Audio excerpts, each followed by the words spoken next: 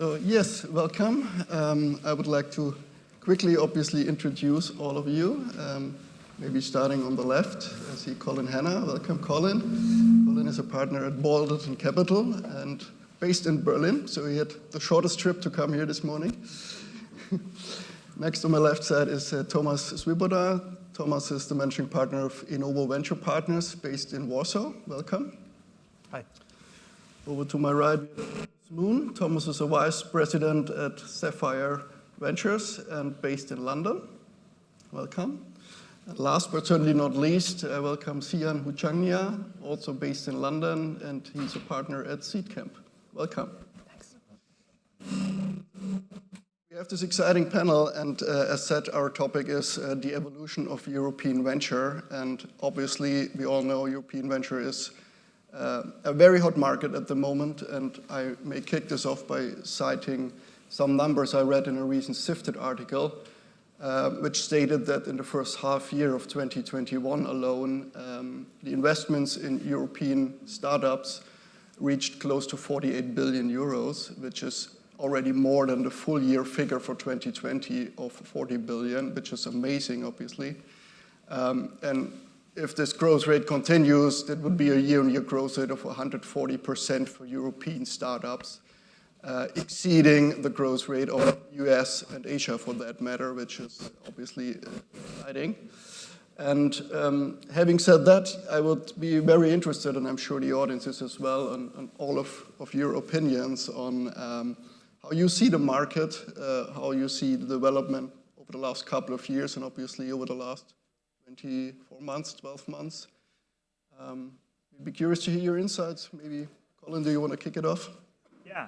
Good morning, everybody. I think the topic today is an interesting one. As the presentation came before, we're at really an unprecedented time for venture capital in Europe, right?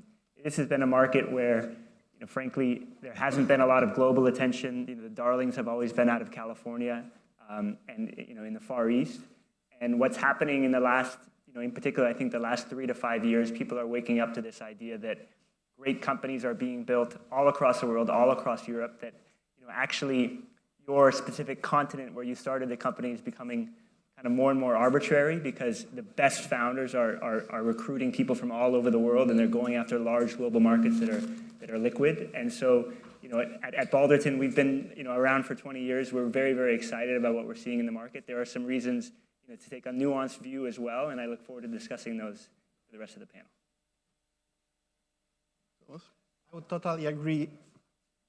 I would totally agree that the VC-backed companies in Europe are thriving. As you said, the 100% growth, we see it also in Central Europe, and that's amazing, and I'm totally convinced, I think everyone here, that Europe has great potential in terms of founders and portfolio companies. I think a different story is the VC market, like coming from Poland. We are not fully part of the European ecosystem. We work both with European funds or US funds. It's the same for us to fly here or there. And I would say the difference or the key thing is not whether you are a fund from Europe or the US. The key difference is whether you are a kind of old-timer, you wait for the founders to come and you don't run so quickly, or the more innovative funds, and you have them both in Europe and in the US. But I would say in Poland, we see more the very innovative funds coming from the US than from Europe. And that's the biggest challenge. But I think the innovative funds in Europe or the emerging funds have a great opportunity as well. Tomasz, anything you would like to add to these statements? Part of Sapphire Ventures, but really focused on the LP side of things. So I have a bit of a different perspective here. I think to the prior kind of presenter's point, Europe, the venture ecosystem here is kind of is out of the bag when it comes to LP interest, right, from kind of institutional LPs on the US side. So anecdotally, whenever we have conversations with peer LPs at endowments or foundations, it seems like the European kind of venture ecosystem interest from institutional LPs has increased. I think partly this is because bigger US GPs have kind of shine a light on Europe and the venture landscape here. But I think more importantly, the kind of exit productivity out of Europe has been very productive over the past 12, 18 months, and that's just really hard to ignore. Yeah, anything you would like to add? Yeah, I think at Seedcamp we've been investing in early stage software entrepreneurs from all across Europe since 2007, and just seeing like the density of talent we see at the earliest stage with like the recycling from folks who were like early at Revolut, at Wise, etc., who are now like coming to us and like pitching their new ideas. I think that's like absolutely tremendous, and that makes us really confident that because we have like this just like recycling of experience, of talent, of knowledge, that there's never been actually a better time to invest in European founders. That said, like I think that it's also worth mentioning that obviously we do see a strong inflation in valuations also at the earlier stage. I mean, with our 2014 fund, I think we were investing at valuations between like 2 million euro post-money up to maybe 6-7 million euro post-money. With the 2017 fund, we invested in I think range of valuation anywhere from like 3-4 million post-money up to like 10-11 million. And now with our current fund that we launched late last year, those like initial pre-seed valuation are going from a range of like 6-7 million post-money up to 20 million post-money, and that's very much like for a first check, so literally like founders with an idea and sometimes a tiny bit of validation on like that idea and like early product maybe, but clearly pre-product market fit. So it will be interesting to see obviously the implications of that down the line, and if like the size of outcome is also just like increasing like consistently with that increase of valuation at the earliest stage. Thank you. There are already some amazing numbers and some interesting insights. I mean, I think one of the subtitles also was "The returns are real." So I would be curious to hear from you. Do you have any specific insights in terms of number when you look like 10 years back or 5 years back, how Europe has developed, also maybe compared to the US and Asia for that matter? Yeah, I mean, I think if I look, again, we build those large portfolios, so it's not an index fund, we do hope that we have unfair access to like some of like the best early stage opportunities across the continent, but just looking at the density of companies we see raising in those like 100 to 500 million valuation, I think that like gets us really excited. It's quite interesting, like running through the numbers again of like our past 3 funds, which are like all like between like 100 and 120 companies in the portfolio. You can see that the 2010 fund had like TransferWise, now Wise has like this like multi-billion-dollar outcome, and then it had only 2 other companies that were $100 million plus outcome. The 2014 to 2017 fund, that one has already now 4 multi-billion-dollar companies and another 4 that are like $100 million plus valuation companies. Those are like obviously only on paper, so let's see how they play out. But like if you look at our most recent fund that we deployed between 2017 and late 2019, there we already have 2 multi-billion-dollar companies with Hopin and SoRare, and then we have already another 9 companies that are in that $100 to $500 million valuation.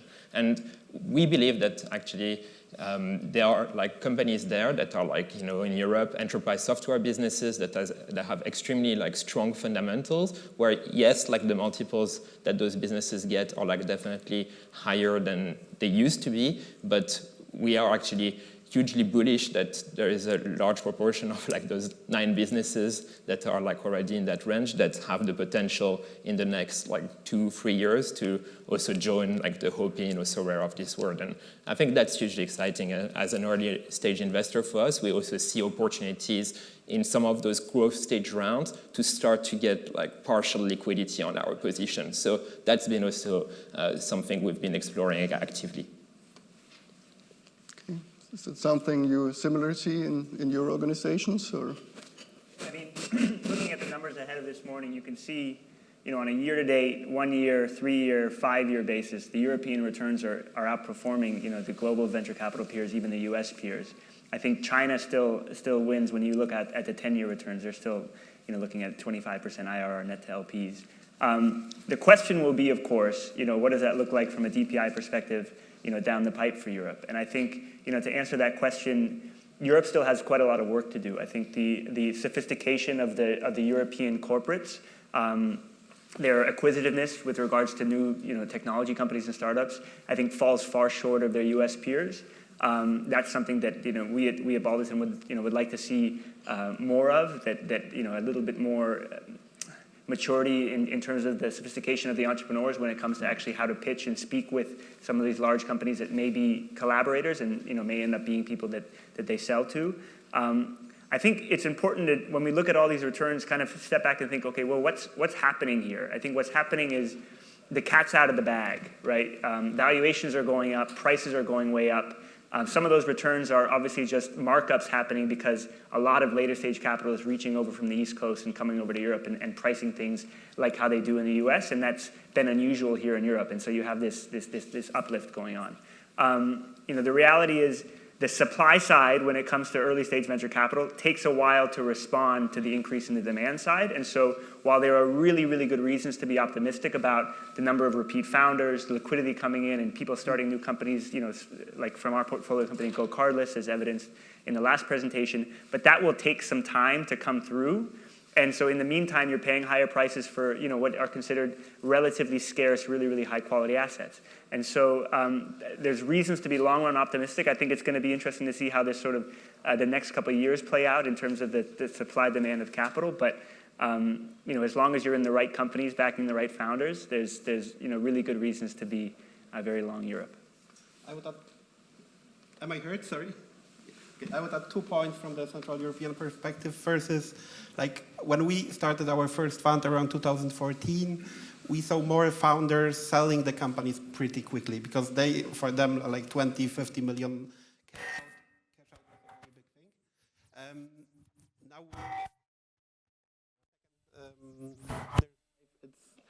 the founders are willing to wait longer and willing, to wait for the big returns, and that's definitely, you can see that. So in our first fund, vintage 2014, out of 15 companies, we already sold 12. And the second point I wanted to mention is one thing you see on the exits, and those used to be paper exits, but I think the discounts on the secondaries you are getting today, actually they went almost to zero or to 2 to 3%. Whether 5 years ago it used to be 20% plus. And that's also a big difference in terms of DPI, how you can return capital. It's very important that the money works very quickly. So, and this outlook is much, much better. From our perspective, we've been big believers in Europe since kind of the outset of our program, which was 2012. So have kind of exposure to European GPs, European managers, as I said, since 2012. Obviously this is kind of within our own portfolio and not necessarily indicative of the broader landscape, but just looking at our own portfolio, our European managers kind of consistently have performed in line with, or in many cases, outperformed our U.S. managers, depending on the vintage. And so, that's really encouraging to see. I think, we'll see what that means from a DPI perspective, as kind of our portfolio as well is only 10 years old, but I think quite encouraging. Excellent.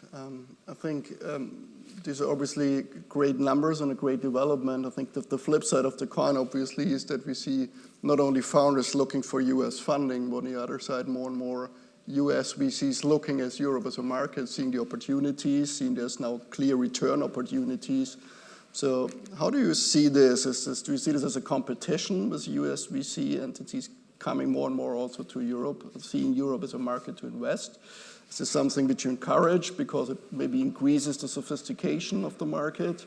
What's your view on this flip side of Europe being a more attractive market? From our perspective, we're really focused on early stage venture. Our portfolios, again, our GPs are seed, Series A managers.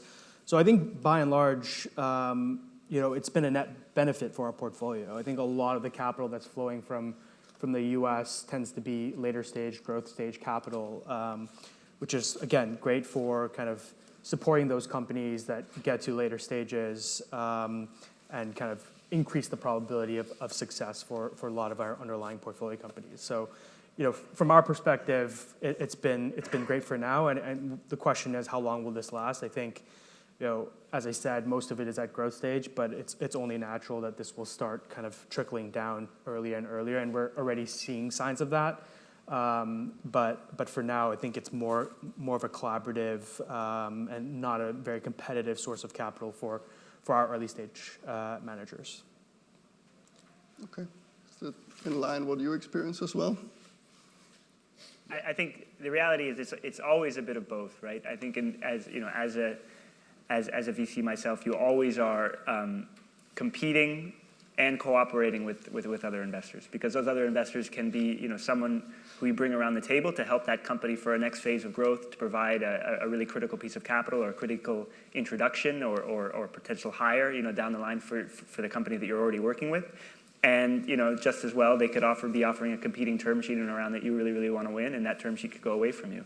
When it comes to the U.S., I think the U.S. managers realize now that, again, the best founders in the world want to build global companies. Those global companies are now coming from anywhere, particularly with the rise of, I think, early remote workforces. People are realizing, what's potentially the best place, for me as a founder to start a global business? Well, you could look to California, you could look to New York, you could also look to London, or you could look to Berlin, where, you could wake up and interact with your Asian sales team in the morning, and then, go to lunch somewhere, in continental Europe and have a wonderful meal, and then interact with your American sales team on the East Coast in the early afternoon, and at night, with your sales team in San Francisco, your partnerships managers there. And, there's a lot of founders who are solving for both, frankly, quality of life and ambition, and I think they're finding a great mix of it in Europe. There's a lot of VC partners who are doing the same. And so I think the reality is the top firms in the US recognize that Europe is a big piece of the puzzle now. It's not going to stop being a piece of the puzzle. They're here to stay. They're here to, I think, level up the level of competition in the market, the expectations of what the founders want from VCs. There's a lot, I think, European VC can learn from US VC around, how venture capital is, frankly, just a product for founders and for companies to leverage how they see fit. And so it's going to improve the overall quality of the ecosystem. It's also going to be competitive for those firms, as Tomasz mentioned, who aren't really adapting to that new reality that capital is abundant and talent is scarce. Yeah, I would say the same. I don't think it's Europe versus US. I think it's legacy players or the old-timers versus the faster, more innovative players. I would say one thing changed in the pandemic very strongly. Like before, people used to believe that seed and Series A is local. So you had like German, London, even Polish seed legacy funds who just waited for the deals to come. And this will not stay, or this is not the case anymore. Now, like, in order to be still the local player, like we focus on some Central European markets, you still need to run very fast, you still need to add value, you still need to bring clients, network, etc., and you need to be very quick.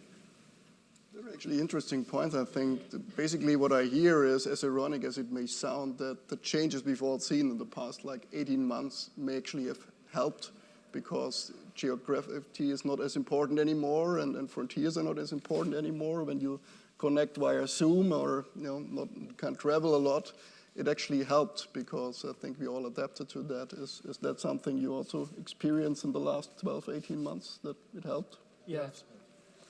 So from an LP's perspective, I mean, we have seen the world get a lot flatter.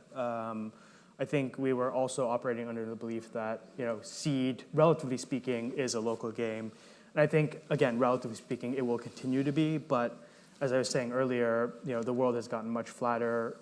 It's much easier to cover a much bigger geographic scope. And really the only kind of limiting factors is time zone at this point.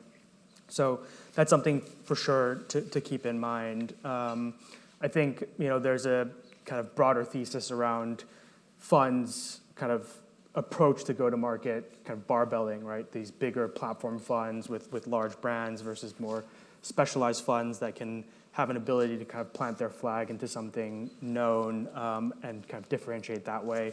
I think that could very well be the way how kind of things progress, where we see kind of smaller, more specialized funds, and whether it's sector or geo, kind of playing out that way.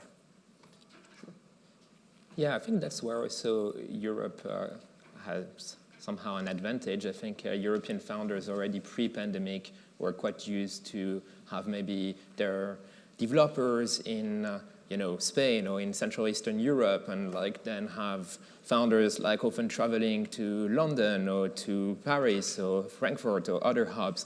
And I think that definitely this pandemic has made everyone realize that you can run like these like distributed teams very efficiently.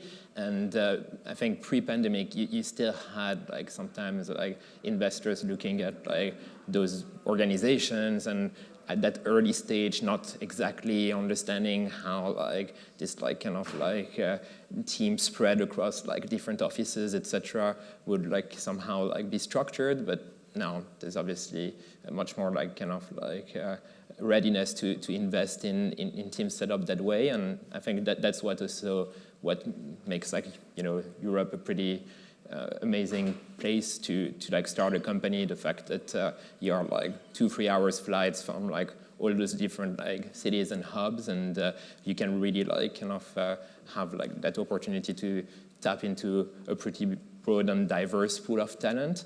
And I think on the point around like US investors, I mean I do believe that for a long time we were also sometimes a bit like putting those like US VCs on a pedestal. Even as a very, very early stage investor, I think there was like just like a bit this tendency to be, oh, if like there is a US VC like knocking on the door versus a European one, you would like just like lean towards like maybe like advising to your founder to take like the US investor. And you actually realize now that they are knocking on our doors, those US investors on a weekly basis, etc., that yes, for some companies, like those US VCs would be incredible partners, but there are actually like really, really strong European firms with great investors who have like tons of experience backing like very much like businesses with global ambition. And I don't think it's as like kind of black and white as maybe we were perceiving it before, where it was always like, wow, obviously if you have like a West Coast investor coming, like you should for sure like take their offer versus like the one you got like from your European counterparts. That said, I have to say we're quite lucky at Seedcamp because we are like very much a first check investor. We don't see yet that much competition also from the US VCs for that first check. Usually they will like start pretty much like looking at those like maybe $5 million plus round, which is not really where we play. As you said, there's always pros and cons, obviously, for looking for a European or US investor. That's certainly true. I think what we sometimes hear from our clients is why they still prefer at some stage to go with a US investor, to look for US investors, is either if they want to expand in the US, which I guess is a natural advantage, that is what it is, but other areas we hear they see better exit opportunities in the US, in particular in terms of IPOing companies, and also valuation. I recently saw numbers from GP Bullhound stating that European unicorns are typically like 18 times the revenue. At the valuation in the US, it's 46 times the revenue multiple. So there's obviously a difference. So having said that, do you see areas like the ones I mentioned, or maybe others, where you think the European ecosystem needs to develop, should develop, can do better? I would add on the last point one more thing. Like, we also see negative cases of the US investors. And by this I mean, okay, on the one hand, if you give high valuation and don't do much, then that's fine. But sometimes they, let's say, also oversell, and you don't see them much more after the investments. And that's a big minus, because in some cases you need to strongly support the portfolio companies. What I would say is the advantage of US investors, and that's also the point where Europe should develop, is on the enterprise side. So for companies developing enterprise software, usually, at least in our case, what we see, their market is the US. And in enterprise large ticket sales, it's very important to have access to clients. And the European clients, unfortunately, are less open to innovation, to buying SaaS software. Like if you sell, let's say, 1 million annually ticket software, it's much easier to sell it in the US than in Europe. And I truly believe that we need to build this competency ourselves so that we compete the US funds. And that's what I think needed, but doable. I'll make maybe 2 points. I think I agree with Tomasz's point completely. I think some of what Europe needs to do better is not just what the managers can do better, but it's also what the large corporates, to some extent the governments in terms of allowing for better options treatment for employees so that they're not dry taxed unreasonably at moments that they can't afford to pay the tax bill. Europe as an ecosystem as a whole can continue to kind of support entrepreneurship, I think, to a greater degree. As managers, I think, what can we learn from the U.S. counterparts is, that the U.S. VC market has been hyper-competitive for a lot longer than the European venture market has. And so, again, managers and funds have had to evolve their model under that competition to really understand, what value can I bring that founder. I think, what we believe at Balderton is there is value to being local. There is value to being, plus or minus 1 or 2 time zones within a founder. Why? It depends on what phase of the life cycle that company or that founder is within. But we believe, every founder wants to have 1 or 2 investors who are in their back pocket, who they can really rely on, who they can really, really trust when times are tight, when things are going up and down. Then there are other moments when they just need capital to fuel growth, right? Our hypothesis is we want to be one of these investors who are in the founder's back pocket. And smart founders generally don't make that decision based on 45 minutes on Zoom with somebody. Because the reality is, I think time will tell, but we have seen deal acceleration, pace of capital going up in the last 18 months, and we'll see how strong those foundations of trust that have been built in the last 18 months really, how can they withstand the times ahead, right? And our belief, having done this for decades now, is you actually want to spend some time getting to know one another and establishing a foundation of trust in your relationship before you go on this really, really big journey ahead. And so, time will tell. We're playing the game on the field as we have to, but we are big believers in being local. Thank you.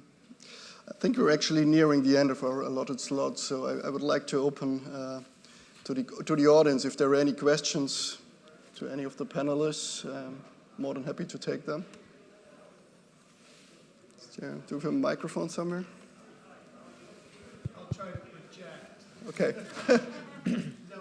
Tomasz, you mentioned that time zones are one of the only remaining points to navigate. But I wanted to ask you, and it's almost a cultural question. How are people dealing with, let's say, impatience? If they send an email at 4 p.m., but due to the fact that the recipient, it's their local time, midnight, they're not going to get an answer until the next day. And that's for anybody. It's about navigating time zones and how's it working, and are people impatient and not getting responses because of local time differences? Yeah, I mean, happy to have kind of the direct investors up here opine as well, but I mean, I think it just goes to the point of like how quickly things are moving. And so, being in the same time zone, being able to send a message or WhatsApp and being able to connect with an investor or an entrepreneur is kind of a differentiating factor, right? And so I think that was kind of the point I was making is that's certainly something to keep into account. But we'd love to hear the direct investors' kind of perspectives. Say, come on, at midnight you still reply.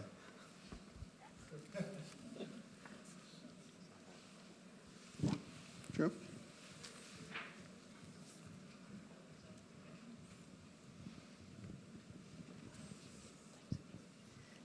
Question. Many of you are invested in European companies that, as you guys mentioned, need to move to the US. Now, I'd like to distinguish the question as follows. What is the best timing for a deep tech, B2B related startup to go to the US? And what's the best timing for a consumer related to go to the US? At what stage in terms of, I don't mean by Series A, you can't count on a Series A or B, but at what stage? Early commercialization, at growth, or I think they're going too late, in my opinion. I'm happy to answer, or to start. I would say deep tech, if I was advising our company, I would say as early as possible, if the market is there, meaning today, like most of our companies, but also for regulatory reasons, they established the US entity that day one. Like more than half of our companies are established in the US. And the founders, they move still even today to the US quite often.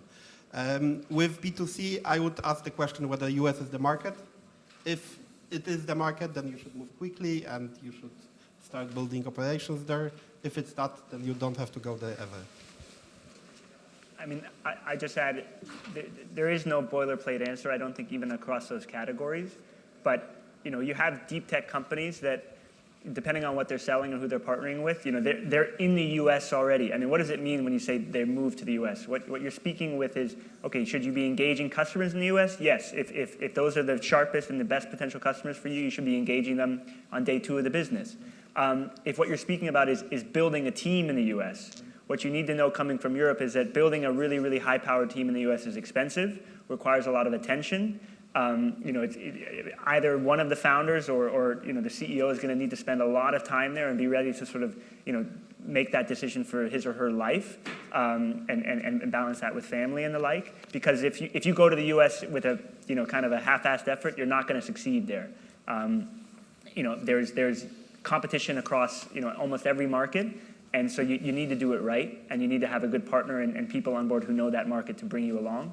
I think from a consumer business in general, you're seeing that, you know, that necessity to go to the US is less, right? You know, in a lot of ways, Europe's been an attractive market because kind of the relative sophistication of the consumer when it comes to e-commerce or digitalization is a little bit behind the curve in the US. And so actually, you know, as you see a lot of companies, like if you look at, you know, Trade Republic versus Robinhood, or if you look at, you know, other businesses like in the grocery space, you have large companies being built here focused on Europe that are just, you know, really particularly focused on the European consumer that are growing to, you know, tens, hundreds of millions of dollars of annualized revenue. And so, you know, for them, going to the US is part of a global expansion strategy that they might, you know, equally weight going to the Far East or going to the Middle East. Guys, I apologize, just due to time. We're going to have to thank our panelists. And please reach out to them after the session. Thank you very much, guys.